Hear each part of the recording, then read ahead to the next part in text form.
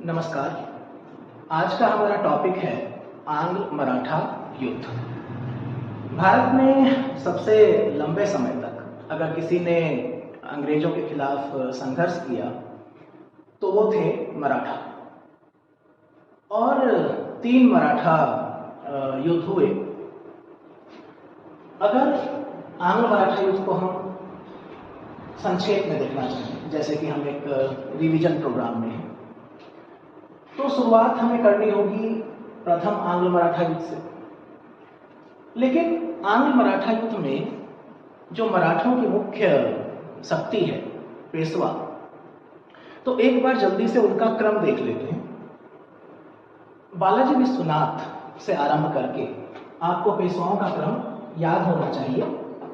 1713 से 1720 तक बालाजी विश्वनाथ, उसके बाद 1720 से 1740 बाजीराव प्रथम, 1740 से और 61 1761 तक बालाजी बाजीराव।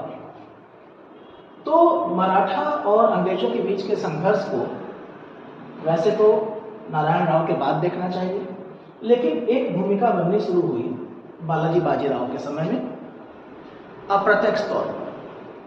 दरअसल पानीपत के तीसरे युद्ध में मराठों की पराजय, ये मराठों के लिए बहुत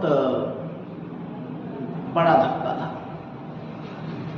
पानीपत के तीसरे युद्ध ने ये तो साबित नहीं किया कि भारत पर कौन शासन करेगा, लेकिन ये स्पष्ट कर दिया कि कौन नहीं करेगा, अर्थात मराठे अब भारत पर शासन नहीं कर पाएंगे।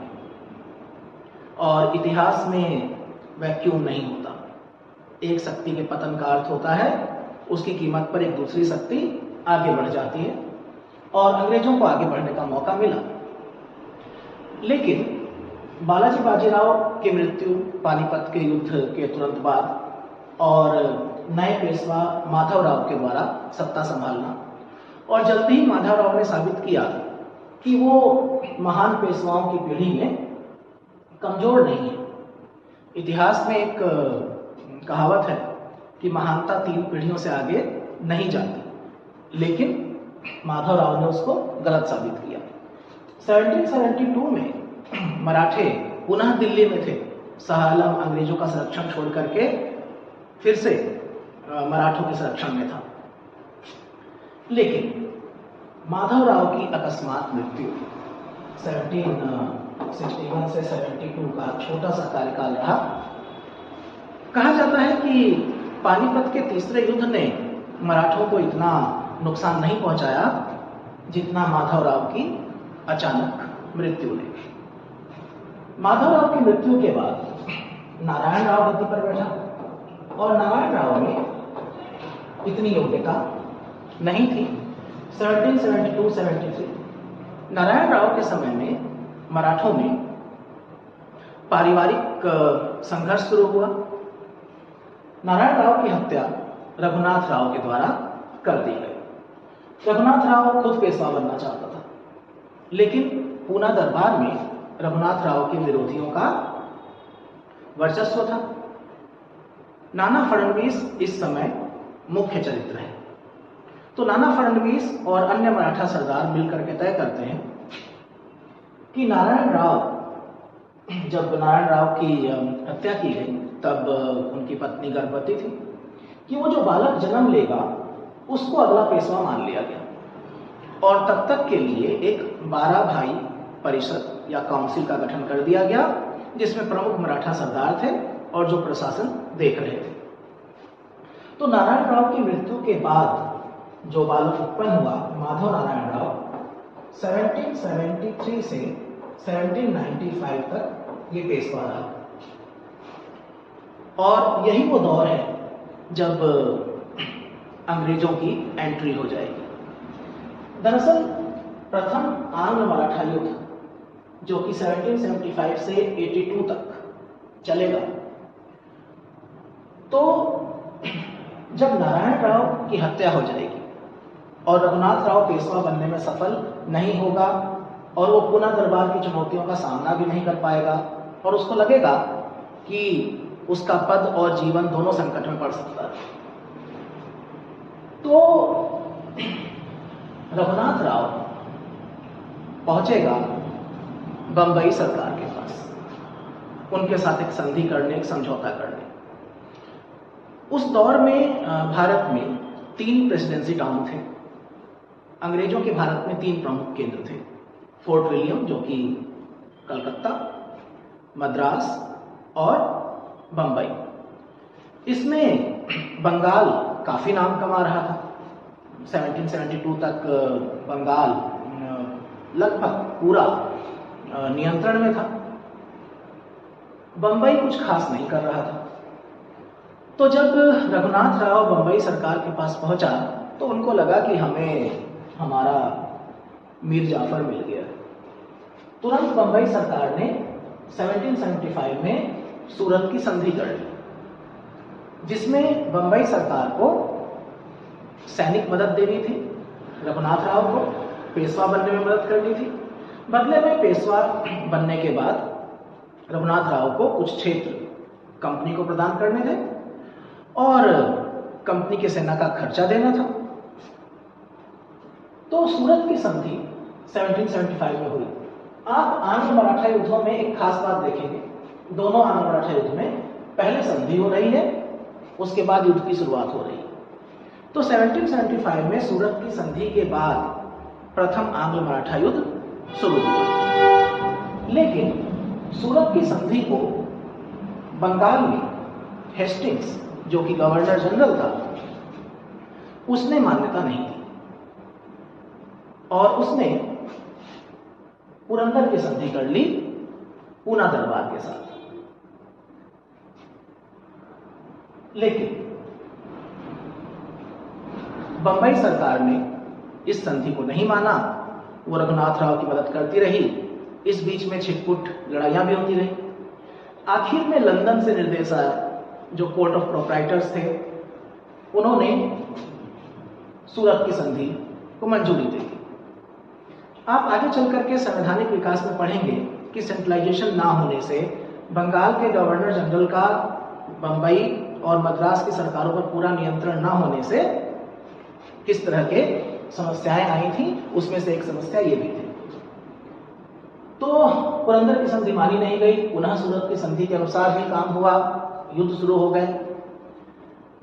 लेकिन जल्दी ही अंग्रेजों को बड़गांव की संधि करनी पड़ी 1779 में। और यही वो समय था जब मैसूर वॉर भी चल रही थी। अंग्रेज एक साथ 2 मोर्चों पर फंस गए। आपको ध्यान होगा मैसूर वॉर में 1779 में एक संघ बना था, एक भारतीय संघ बना था अंग्रेजों के खिलाफ, जिसमें मैसूर का शासक हैदर अली था, हैदराबाद का निजाम था और पेशवा थे, मराठे थे। और जल्दी ही अंग्रेज भारत में अपने सबसे कठिन दौर में पहुंच गए। अंततः अंग्रेजों ने उस त्रिगुट से पहले निजाम को अलग किया और फिर उन्होंने मराठों के साथ सालबाई की संधि कर ली। मराठों में महादजी सिंधिया जो प्रमुखता से मराठा सरदारों में आगे बढ़ रहा था, उसकी बहुत महत्वपूर्ण भूमिका थी। सालबाई की संधि 1782 में हुई और इसके द्वारा प्रथम आंग्ल मराठा युद्ध समाप्त हुआ।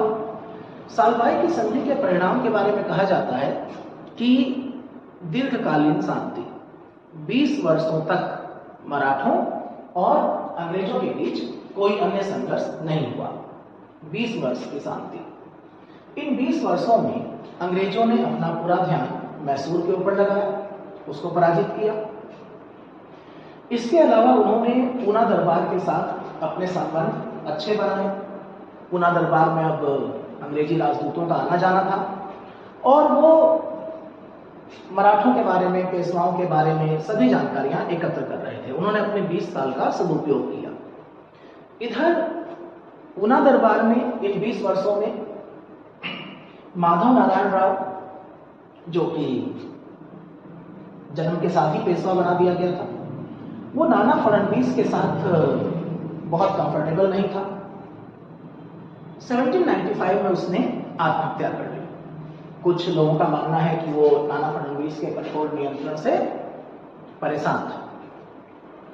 माधव नारायण राव की आत्महत्या और उसके बाद बाजीराव सेकंड का पेशवा बनना 1795 से और मराठा संघ की समाप्ति तक यानी कि 1818 तक बाजीराव सेकंड पेशवा है। तो अब क्या हो रहा है कि जो मराठा संघ है जिसमें पेशवा है, इसके अलावा मराठा संघ में सिंधिया हैं। वैसे तो आपको ये जानकारी है मराठा संघ का मतलब क्या होता है, फिर भी इसमें इंदौर वाले क्षेत्र में होलकर है, गायकवाड़ है बड़ौदा वाले क्षेत्र में, और नागपुर वाले क्षेत्र में भोसले। तो ये 5 मिलकर के मराठा संघ बना रहे हैं।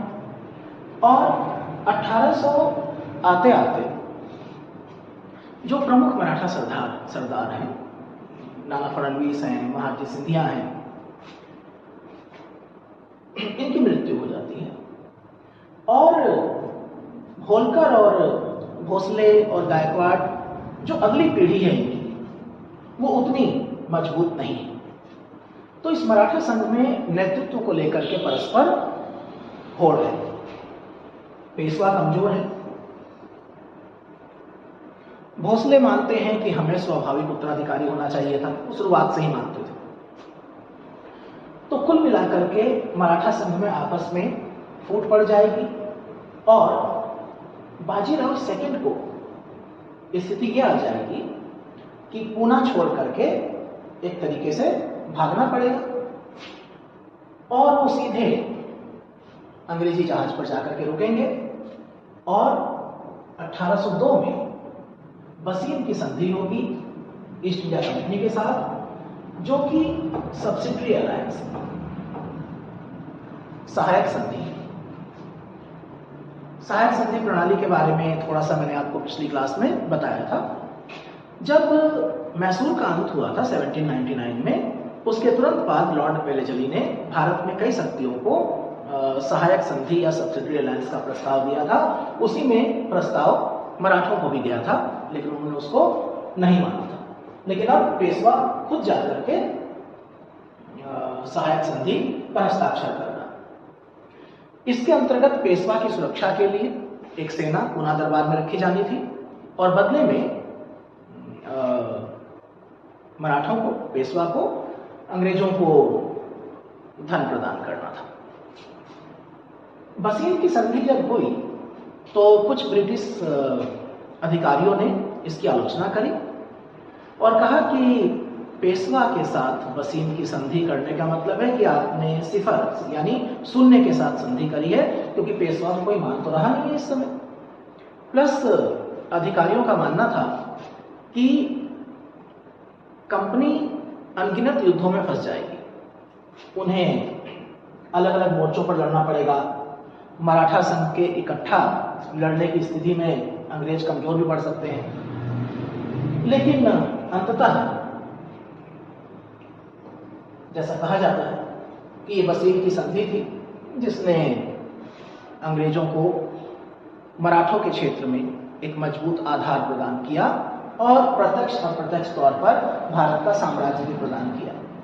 क्योंकि आप देखेंगे बसीम की संधि के बाद जब सेकेंड एंग्लो मराठा वॉर शुरू होगी तो 1803 से लेकर के 1805 तक यही वो दौर है जिसमें अंग्रेज दिल्ली से लेकर के और संपूर्ण राजपूताना वाले क्षेत्र को अपने नियंत्रण में ले लेंगे।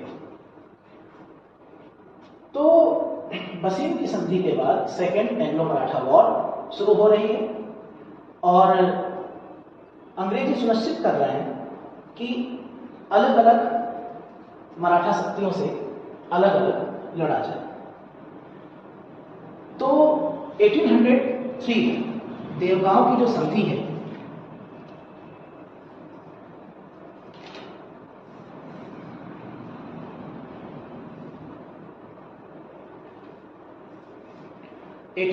में भोसले के साथ देवगांव की संधि हो रही है और 1803 में ही दिसंबर के महीने में दोनों संधियां हैं। सुरजी अर्जन गांव की संधि सिंधिया के साथ हो रही है और ये सब सहायक संधियां हैं।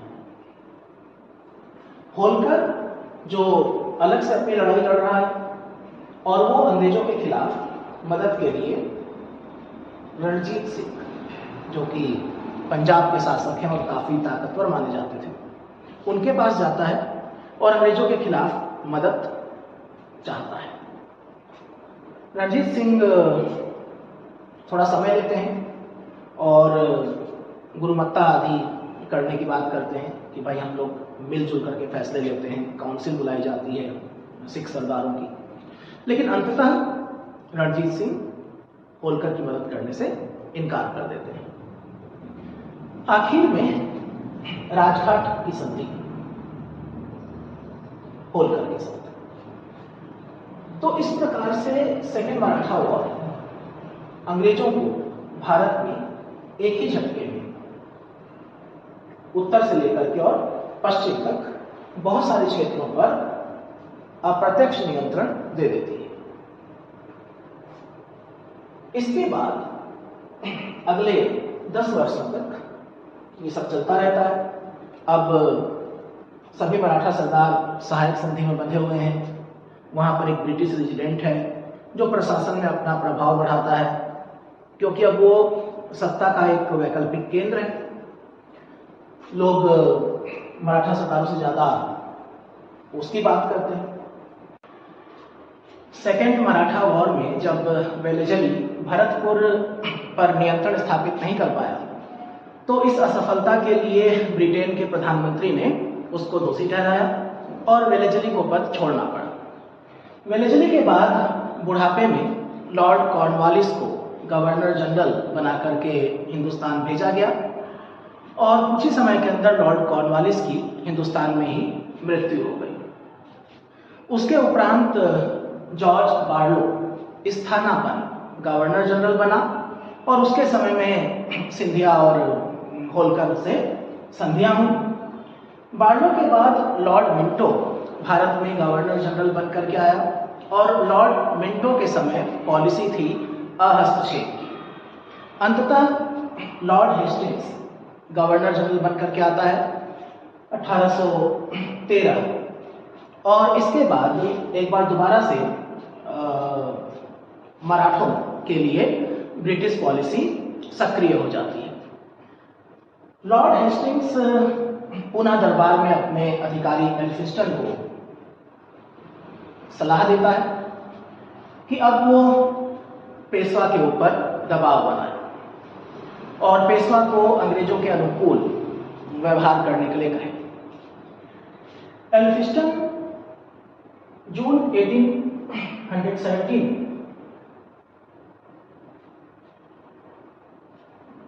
पेशवा को मराठा संघ की अध्यक्षता छोड़ने के लिए बाध्य कर देता है। साथ ही साथ सहायक संधि प्रणाली के अंतर्गत जो ब्रिटिश सेना पूना में थी, उसके रखरखाव के लिए 33 लाख रुपए और 33 लाख रुपए का राजस्व और अहमदनगर फोर्ट अंग्रेजों के पक्ष में हासिल करता है। पेशवा इस व्यवहार जो कि अपमानजनक था से काफी व्यथित हो जाता है और अंततः वो विद्रोह कर देता है। वो एल्फिस्टन की छावनी के ऊपर आक्रमण करता है जिसमें एल्फिस्टन बच जाता है और अगले दिन किर्की नामक स्थान पर वो पेशवा को पराजित कर देता है। किर्की के बाद किर्की का युद्ध, 2 और युद्ध होते हैं छोटे छोटे, यरवदा और आष्टी। अंततः 3 जून 1818 पेशवा जॉन मैल्कम के सामने समर्पण कर देता है और पेशवा को 80,000 पाउंड की पेंशन के साथ, वार्षिक पेंशन के साथ कानपुर के समीप बिठूर में अपने अंतिम दिन व्यतीत करने के लिए भेज दिया जाता है। मराठों के साम्राज्य में से एक छोटा सा राज्य निकाला जाता है सतारा का, और शिवाजी के एक वंशज प्रताप सिंह को उसका शासक घोषित कर दिया जाता है। मराठा संघ की अन्य शक्तियां जिन्होंने तीसरे मराठा युद्ध के समय अंग्रेजों के साथ संधियां करी, उसमें सिंधिया ग्वालियर की संधि 1817, होलकर मंदसौर की संधि 1818 और भोसले नागपुर की संधि, ये आप और देख लेंगे। तृतीय मराठा युद्ध के साथ ही आप एक और पॉइंट भी देख लेंगे, पिंडारियों का दमन। तृतीय मराठा युद्ध के साथ ही पिंडारियों का भी दमन हो गया लॉर्ड हेस्टिंग्स के समय में, और मालकम उससे जुड़े हुए थे, थॉमस स्लॉप उससे जुड़े हुए थे। तो कुल मिलाकर के तीसरा मराठा युद्ध बहुत ही संक्षेप में आप इस प्रकार से समझ सकते हैं।